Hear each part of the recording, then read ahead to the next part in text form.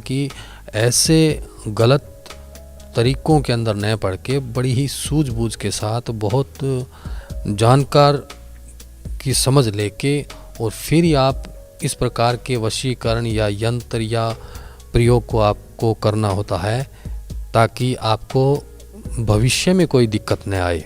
लेकिन मैं आपको बता दूं कि ईश्वर जो चाहता है, ईश्वर के आगे हर शक्ति फैल है। सबसे बड़ी शक्ति हमारे ईश्वर हैं। उन्होंने जो करना है और ईश्वर ने हमारे लिए जो तय कर दिया है, जो होना है वही हमारे साथ होगा। इसके अलावा और कुछ नहीं होता। ये केवल उपाय होते हैं जो हमारे भाग्य में जो होना होता है, और उस चीज़ की रुकावट के लिए केवल ये माध्यम हैं जो वशीकरण है, जो यंत्र हैं। लेकिन इसमें कुछ ऐसे प्रयोग होते हैं, ऐसी साधनाएं होती हैं जो बहुत ही ख़तरनाक होती है और बहुत ही कठिन साधनाएं होती हैं, जिनका अगर सही तरीके से, सही ढंग से जिनकी साधना हम न कर पाएँ सही तरीके से नियम के अनुसार, तो वो इतनी उल्टी प्रभाव डाल जाती हैं कि हमें मौत तक का सामना करना पड़ सकता है। तो मेरे कहने का तात्पर्य है कि कुछ ऐसी चीज़ होती हैं, जो ऐसी साधनाएं होती हैं जिनको हमें नहीं करना है, क्योंकि हमें पूरी जानकारी नहीं है। तो हमें इसका करने का कोई फ़ायदा नहीं है, बल्कि हमें ज़िंदगी का नुकसान ही उठाना पड़ सकता है। क्योंकि कई लोग तो यहाँ तक पहुँच जाते हैं कि वो भगवान की आराधना करना, पूजा करना, पूजा पाठ करनी, ये सब छोड़ देते हैं और शैतानी का रास्ता अपना लेते हैं। और शैतानी वशीकरण, शैतानी तौर तरीके, मेरे कहने का मतलब है कि वो गलत रास्ते पे आ जाते हैं और उसका परिणाम फिर गलत ही होता है। ये तो हम सभी जानते हैं। तो हमें ऐसा नहीं करना चाहिए। मैं आपको बार बार यही कहूँगा कि इस प्रकार का प्रयोग हमें ज़िंदगी में कभी भी नहीं अपनाना चाहिए। ये हो सकता है कि अगर आज तो हम ये प्रयोग कर रहे हैं, हमें तो नुकसान होगा ही होगा, लेकिन इसका परिणाम हमें पूरे परिवार के साथ भी इसका भुगतना पड़ सकता है, जो बहुत बुरा हो सकता है। क्योंकि जब हम कोई साधना करते हैं इस प्रकार की, तो ये चीज़ें साधना करने से आ तो जाती हैं, लेकिन जब हमें आधा अधूरा ज्ञान होता है तो हमें ये पता नहीं होता कि अब इस चीज़ से हम पीछा भी छुड़ाएं तो कैसे छुड़ाएं। फिर ये चीज़ें अपना उल्टा प्रभाव हमारे ऊपर डालना शुरू कर देती हैं और फिर हमें ज़िंदगी का नुकसान उठाना पड़ सकता है।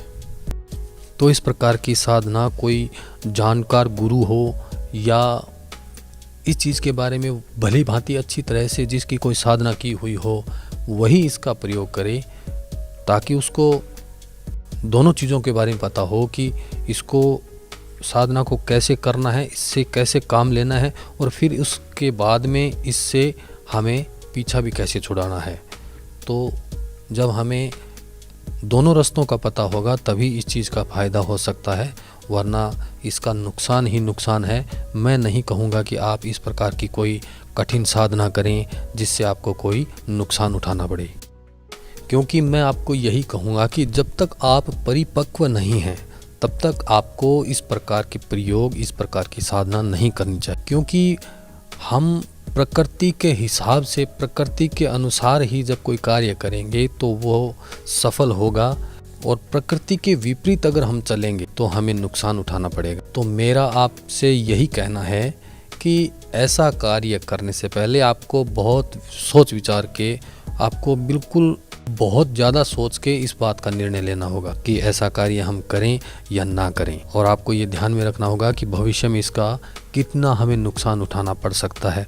तो इस बात को आपको बिल्कुल भी नहीं भूलना है। लेकिन आप अगर प्रेम प्रसंग में पड़ गए हैं और आप चाहते हैं कि वो किसी न किसी तरीके से वो मुझे मिल जाए, मैं उसको पाना चाहता हूँ, तो आप एक काम करिए, आप मेडिटेशन कीजिए, आप ध्यान लगाइए। क्योंकि ध्यान से हम वो कार्य कर सकते हैं जो असंभव हो, वह भी कार्य संभव हो जाता है।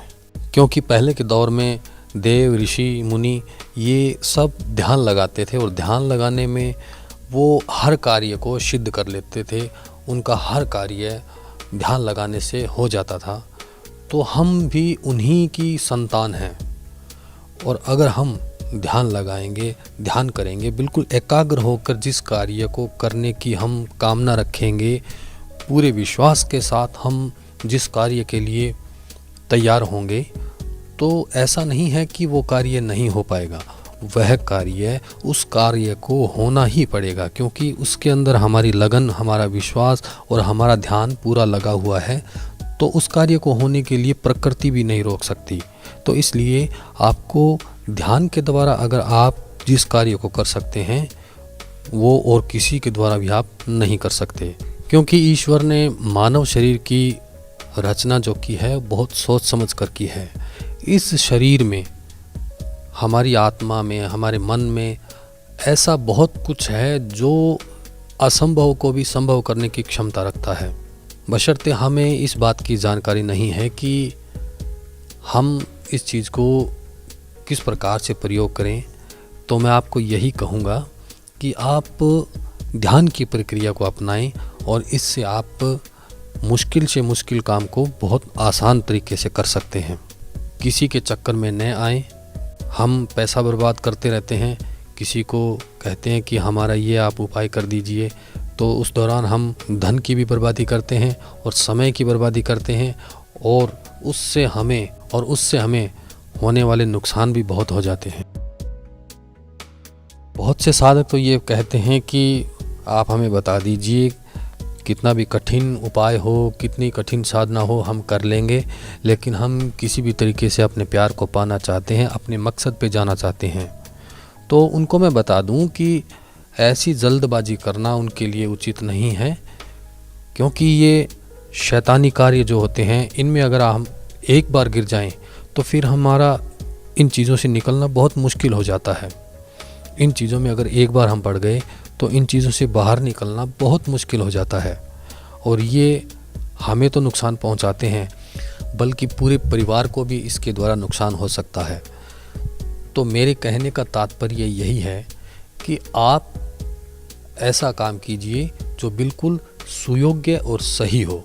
और सही यही कार्य है कि सबसे पहले आपका चाहे कोई भी कार्य अटका हुआ है, कोई भी काम आपका सिद्ध नहीं हो रहा है, कोई काम आपका नहीं हो रहा है, किसी को पाना चाहते हैं वो आपके कहने में नहीं है, जिसको आप मनाना चाहते हैं, या मेरे कहने का मतलब है किसी भी प्रकार का आपका अटका हुआ काम जिसको आप करना चाहते हैं, तो उसके लिए सबसे पहले आपको ईश्वर की आराधना करनी चाहिए, ईश्वर का नाम लेना चाहिए, ईश्वर के चरणों में जाइए और कहिए कि हे ईश्वर, ये मेरी आपसे प्रार्थना है कि मेरा जो ये कार्य है जो रुका हुआ है, आपके आशीर्वाद से ये पूरा हो जाए।